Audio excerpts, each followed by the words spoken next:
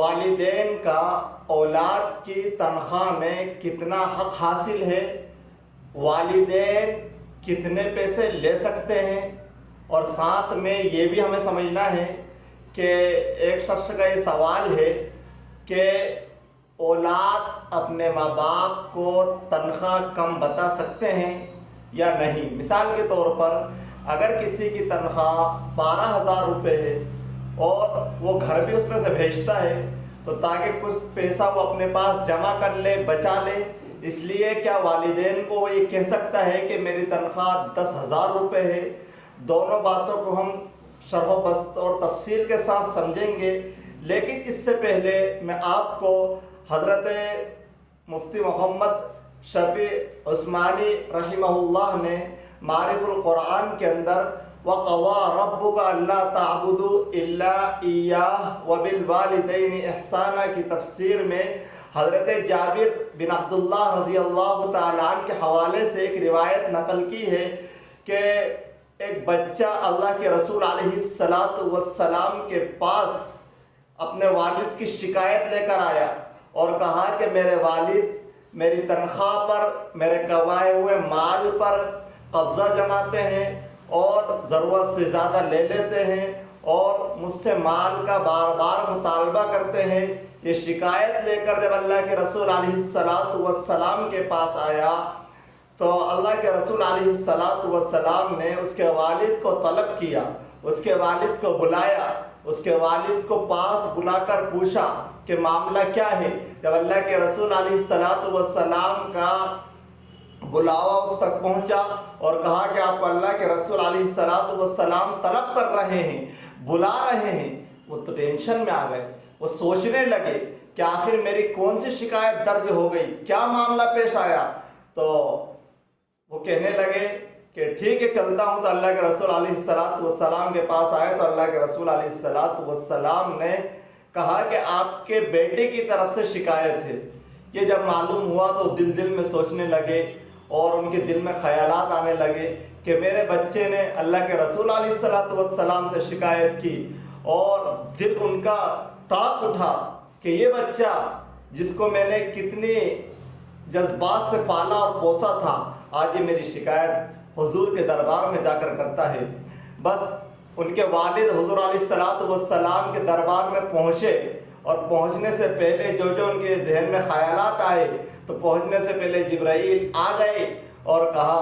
कि पहले आप इनसे ये पूछिए कि जब आप रास्ते में आ रहे थे आपके दिल में क्या क्या ख्यालात थे, क्या क्या सोच रहे थे। तो कहा कि ये मेरा वो मासूम बच्चा था, ये छोटा था, जब ना खुद से हरकत कर सकता था, न चल सकता था, न बोल सकता था, न बीमारी को बता सकता था, ये रात में पेशाब कर देता था। हम अल्फाज से एक दूसरे को कुछ नहीं कह पाते, लेकिन एहसासात से ही समझाते थे कि आज ये बच्चा है, आज ये नहीं सो पा रहा है, हम इसको सुलाते हैं, हम जागते हैं, कल इंशाअल्लाह हम नींद का सुरमा अपनी आंखों में भर लेंगे, आज इसकी आंख में भरते हैं, आज इसकी बीमारी का ख्याल कर रहे हैं, कल इंशाअल्लाह ये हमारी बीमारी का ख्याल करेगा, आज हम इसकी कफालत कर रहे हैं, कल ये हमारी कफालत करेगा, आज हम इसको अच्छा पाल पोस रहे हैं तो कल कोई हमें पाल पोसेगा, हमारा बुढ़ापे का सहारा बनेगा, सब कुछ बनेगा। ये अल्फाज और ये एहसासात अल्लाह के रसूल अलैहिस्सलातु वस्सलाम को समझाए। तो अल्लाह के रसूल अलैहिस्सलातु वस्सलाम ने बात को मुख्तसर करते हुए जो बात नतीजे वाली वो बताता हूँ। अल्लाह के रसूल ने कहा कुम अंत व मालुका लिअबीका, उठ जा तू और तेरा माल सब कुछ तेरे बाप का है। यह हदीस आपने सुन ली,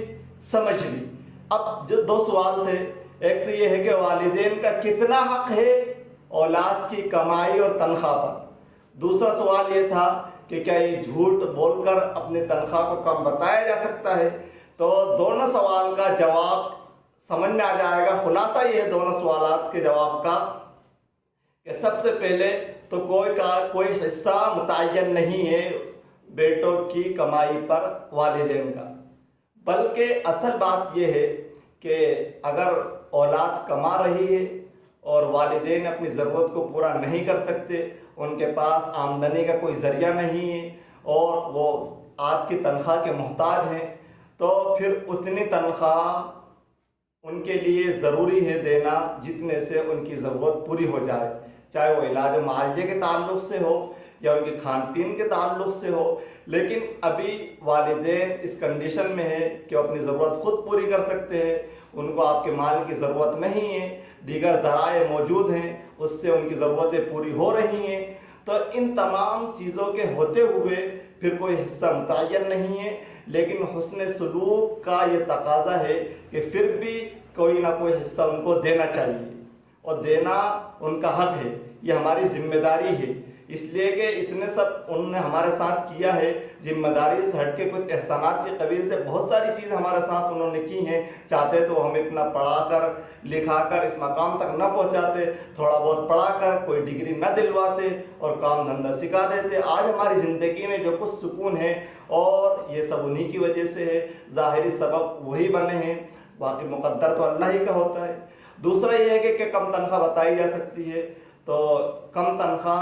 नहीं बता सकते, ये झूठ है, और झूठ बोलना अलग गुनाह है। अगर हमारी ज़रूरत पूरी नहीं हो रही, हमें लगता है कि अगर हमारे 12,000 में से 6,000 मांग रहे हैं और 6,000 में हमारा काम नहीं चल रहा है, तो आप साफ लफ्ज़ों में कह दीजिए कि हमारी तनख्वाह 12,000 है, लेकिन हम आपको सिर्फ 4,000 देंगे, बाकी के 8,000 हमें रखना पड़ेंगे, इसलिए कि हमारे दीगर अखराजात हैं। उम्मीद करता हूँ बात समझ में आ गई होगी। अल्लाह ताला अमल की तौफीक इनायत फरमाए। वमा अलैना इल्ला